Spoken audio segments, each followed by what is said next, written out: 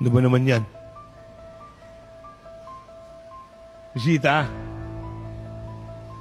Pwedeng bisita, pero pwede magsakripisyo, ha? Ayos na po, nakapagbigay lahat. Bibilangin yan. Pag wala ka mamaya, markado ka bata. Ibig sabihin, wala pangalan mo dyan, pahihiyain ka. Kaya-hiya ka. Okay? Mariki. Ayun pala. Andiyan ba? Nadadala mo na? A bit late ka kanina. Nanundo? Kayo mga may sasakyan, huwag kayong magpapahuli, ha? Wala kayong kakwenta-kwenta. May sasakyan na kayo, nahuhuli pa kayo. Kaya tanggalin na to, ha? Tanggalin na to sa ating group chat.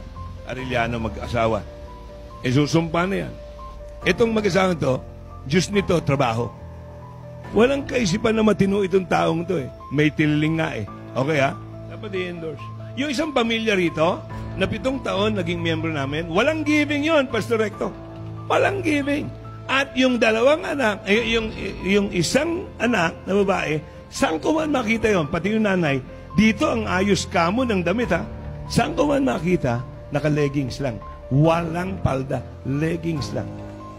So, umalis dito. Bago pala umalis, bumisita muna sa ibang church. Actually, nung service ni na Pastor Hek, nandun pa, eh.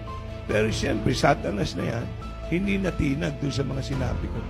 Kumamay pa sa akin habang kumakain. Sabi ko, okay na. Kamay ka, Satanas. Kamay ni Judas yun.